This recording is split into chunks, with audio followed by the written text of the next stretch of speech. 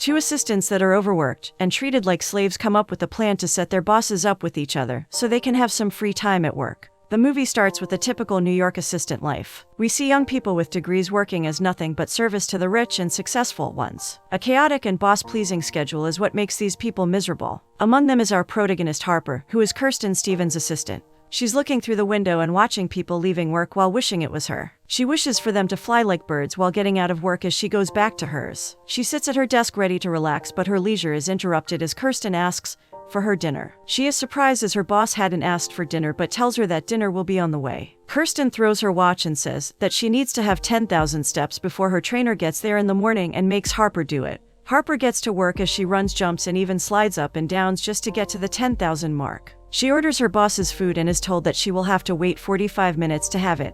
And of course, she isn't pleased with the idea and tries to make it 5 minutes, but that is just impossible. So she decides to use the 45 minutes to finish Kirsten's exercise. On the other side of town, we see Charlie Young outside of the district club. He is waiting for his boss to come out. Charlie is the other unlucky assistant. He tries to talk to his girlfriend on the phone, but soon hangs up as his boss walks out of the club. These assistants can't even catch a break. Charlie's boss comes out and Charlie hands him his drink. He even does the trick that will make his boss drink the disgusting juice. He wishes goodnight to his boss but is cut off by him, saying that he will need to go back to the office with him. Charlie asks whether he wants dinner and he says that he doesn't want any because he had his juice. Harper had finished the workout and handed Kirsten her watch back. She tells Kirsten her schedule and she makes sure to cancel everything because they need to work on the site. Kirsten asks for new ideas to write about and Harper presents one of her own. She presents the Olympics. It's like the Olympics but for the elderly. Kirsten looks at Harper weirdly as she continues to talk about how emotional she can get from watching sports. Luckily for Kirsten, a phone call interrupts Harper, and she goes to get it. On the other floor of the building, Charlie is going over Rick's schedule. Rick gets upset when he hears about his divorce from Keek and projects his anger toward Charlie. Amidst all of that, he asks for dinner, which catches Charlie off guard. But he rushes to get something for his boss. On the first floor, we see Harper desperately begging the delivery guy to give her the food. But he refuses because she doesn't have any cash. She says that she will pay him triple, but he says cash only. Charlie hears the conversation and goes over to ask about the situation. When he finds out that the dinner can be his, he doesn't hesitate at all and pays immediately. Harper knows she is screwed as both men leave without a worry on their minds. Harper chases Charlie's and tells him that there are 2 dinners in the bag, one for her and one for her boss. She asks him to split the dinner so both of their bosses will be satisfied. Charlie agrees but doesn't want to take a plain old burger to his boss. Harper comes up with an idea and puts some truffle mac and cheese into the burger to make it fancy. They finally bring the dinner back to their bosses, and even though Kirsten doesn't actually eat it, Harper is happy to go home. Charlie rushes to his girlfriend's place and rings her doorbell. She tells him to go home because she is a model and if she doesn't get 8 hours of sleep, her face gets puffy. On the other side, we see Harper watching a game and it's making her emotional. Her crying is interrupted by her roommates coming in. She greets them and says goodnight to them. They get into their rooms and Harper hears a scream from her friend's room.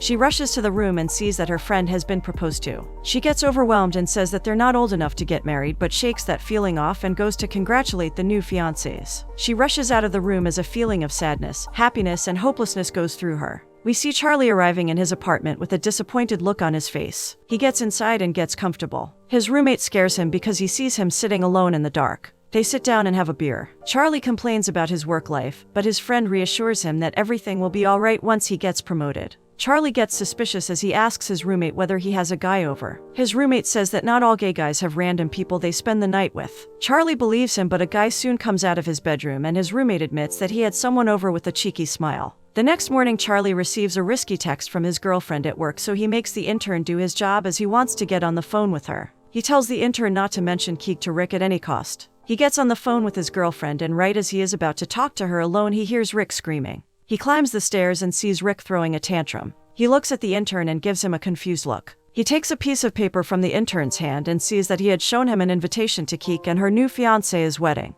Rick loses it and fires the intern, which is bad because Charlie has to do the intern's work now. Later in the night, Kirsten tells Harper that she is going to take a nap, which gives Harper time to go down to the office and return Charlie his money back. She goes down and hands it to him. He asks her what she's doing in the office so late, and she tells him that she can't leave until Kirsten leaves. Charlie doesn't even know Kirsten, and Harper doesn't believe that, as she starts explaining her boss's success. They get to Charlie's desk and he pours them a glass of scotch. As the night unfolds, Harper gets tipsy and opens up that she hasn't had much of a party life ever since she started working for Kirsten. She admires her work so much, but she doesn't want to end up like her and to sleep with her computer. Charlie laughs and says that all Kirsten needs to do is to get laid. This sparks an idea in Harper's mind, and she tells Charlie that they should get their bosses to have romantic moments with each other. They will make sure that they find themselves in a room together so they could meet and potentially fall for each other. This will mean more free time and even promotions for both of them. Charlie laughs it off and asks Harper to leave. In the middle of the night, Harper wakes up and writes down some of her ideas. In the morning, she goes and presents her spreadsheet to Charlie. The spreadsheet is about everything Harper knows about Kirsten.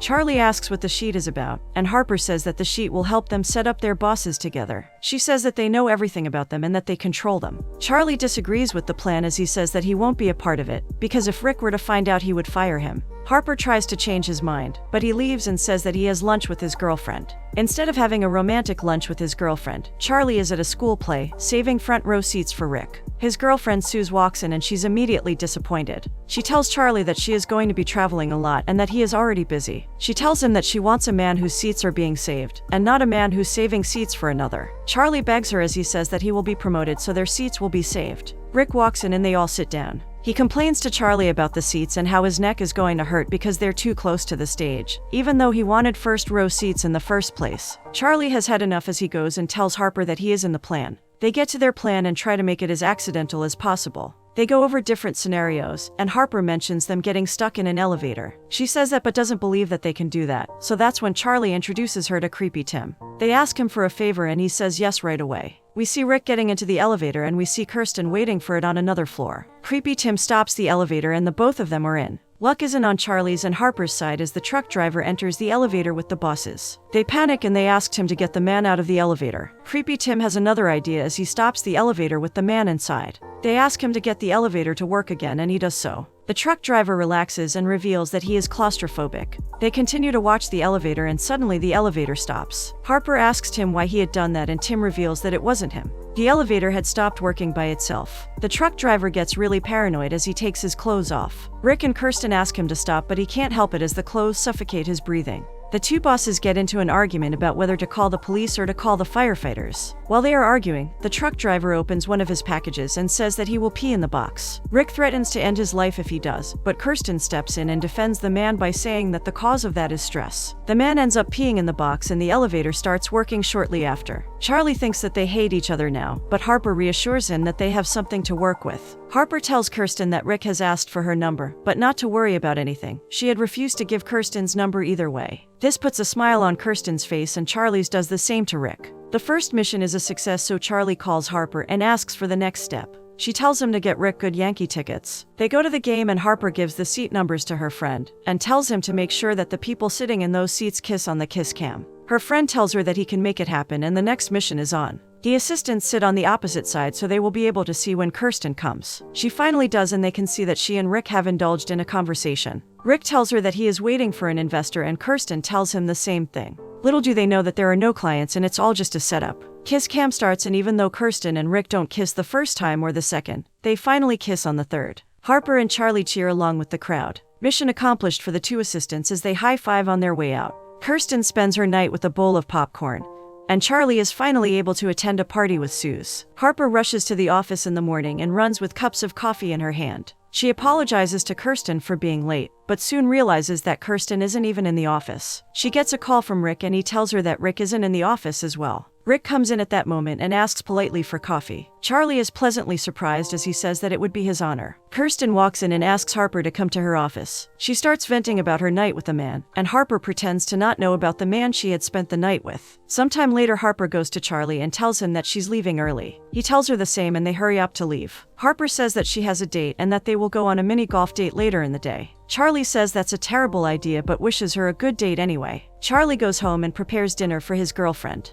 His roommate comes to him and tells him that he doesn't like Suze because they don't have a real connection. He asks Charles whether they have deep conversations, and he says that's the reason he has a best friend. His roommate disagrees with him, but Charlie ignores him anyway. On the other side of the city, we see Harper on a date with the golf guy. They have fun even though Harper lets some of her intrusive thoughts get the best of her. She receives a text from Charlie the next morning, asking her about the date. Kirsten asks for Harper to check her phone, because she's not getting any voice messages through. Harper says that the phone's fine, but she soon realizes that Kirsten wants Rick to call her. Harper texts Charlie immediately, saying that Rick needs to call Kirsten as soon as possible. Charlie manages to get Rick to call Kirsten by saying that the longer the guy waits to call the girl, the shorter his pee-pee is. This works because Kirsten receives a call from him almost immediately. After the call, Charlie makes sure to listen to Rick's conversation with his friend, and hears Rick saying that if a woman has hair on her body, he is out. There goes another obstacle for Charlie and Harper. He goes to her and tells her that Kirsten has to be as soft as a baby's bottom.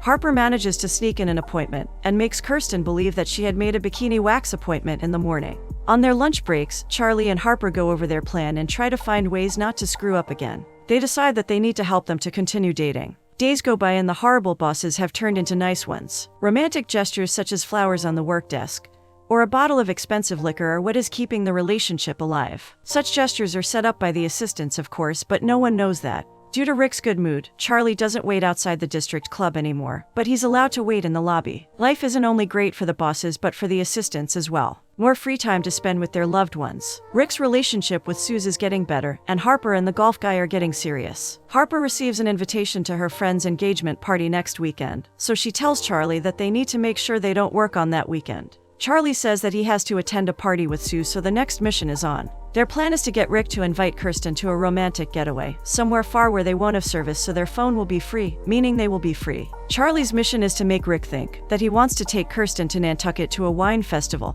but in reality, that's all Charlie's and Harper's work. Their plan falls to water as chaos unravels the next morning. Charlie arrives at the office only to see Rick breaking things in his office. He calls Harper and tells her about it. At the same time, Kirsten arrives at her office. She arrives looking rough and tells Harper that they will be working all weekend. Kirsten and Rick had gone on a date to eat Korean barbecue, and they got into a fight because Rick had lied that he liked Korean barbecue and that he knew what he was eating. Harper and Charlie realize what kind of mess they have made and try to think of a solution to the problem. The bosses are worse than ever, so Harper and Charlie are going to get the worst of it if they don't fix the situation as soon as possible. Harper finishes earlier, so she goes down to say goodbye to Charlie. She sees him with a pile of lemons and asks him what he is doing. He tells her that he had to make the project for Rick's son's competition, but because of the situation, Rick had broken the project. Charlie had to stay all night to finish the project. Harper goes to leave, but something stops her and she goes back to help Charlie. As they make the project, they open up to each other. Rick admits that he does his job solely to have a job, and Harper admits that she wants to be a writer. She tells Charlie that she wants to write but doesn't have the time to do it because of work. They finish the project and Charlie can present it to Rick first thing in the morning.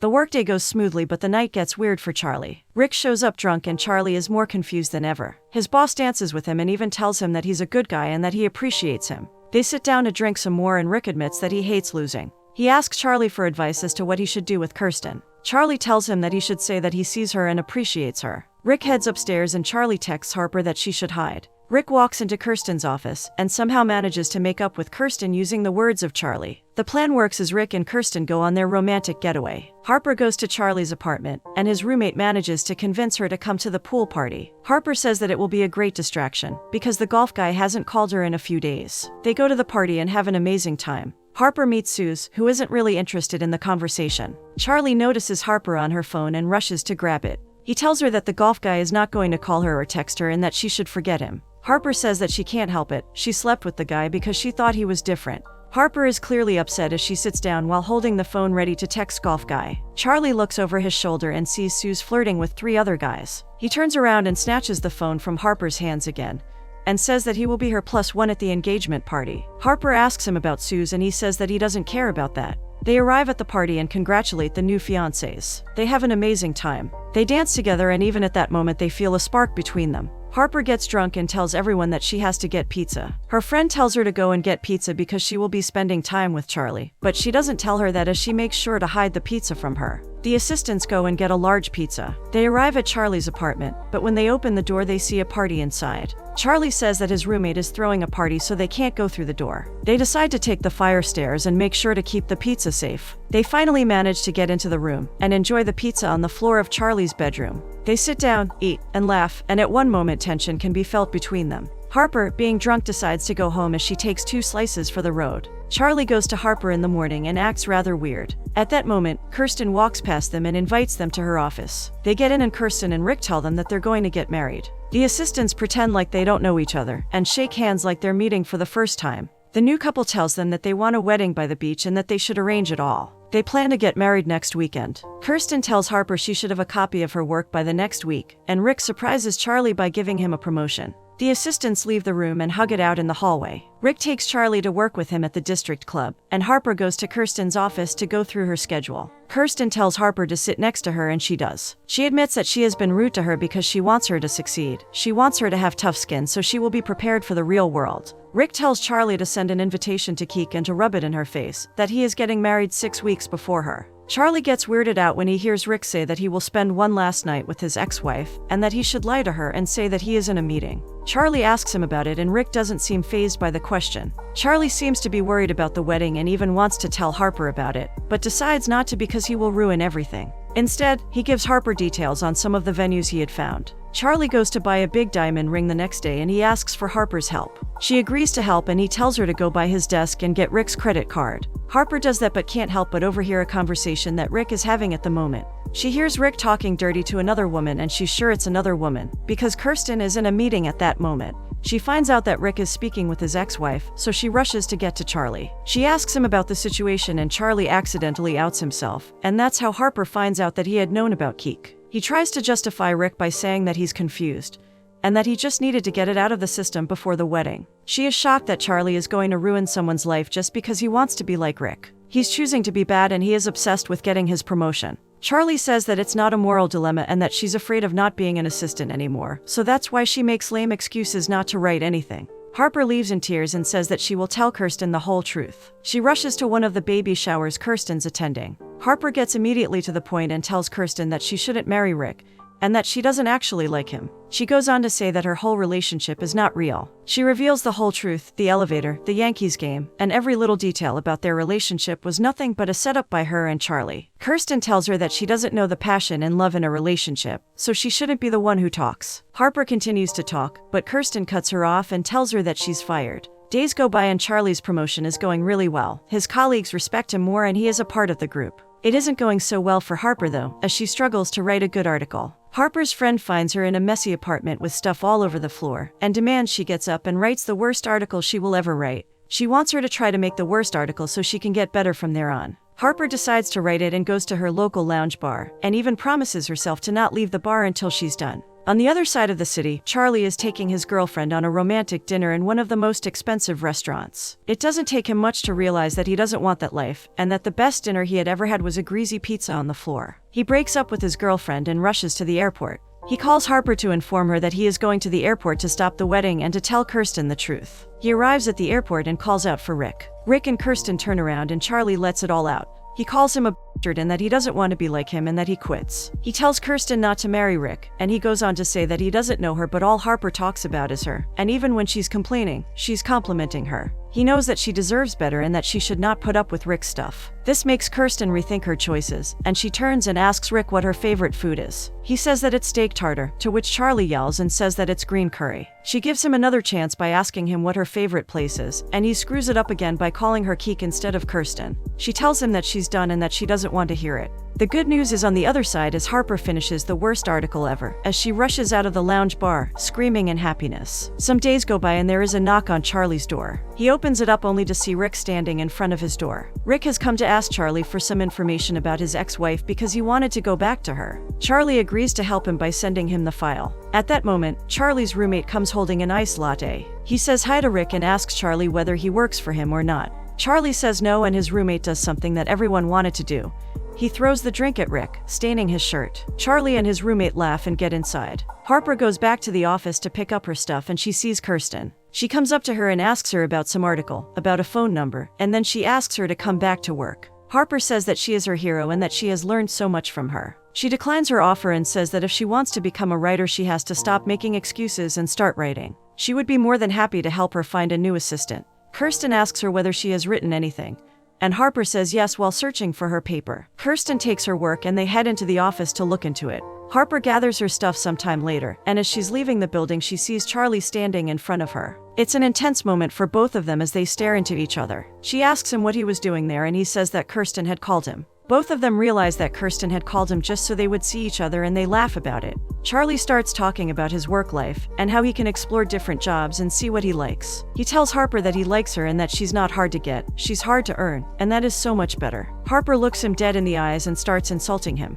He is taken aback at first, but he gets it once Harper smiles through her insults. He jokes on her behalf as well, and they continue for a while. Harper smiles and says, "And yet."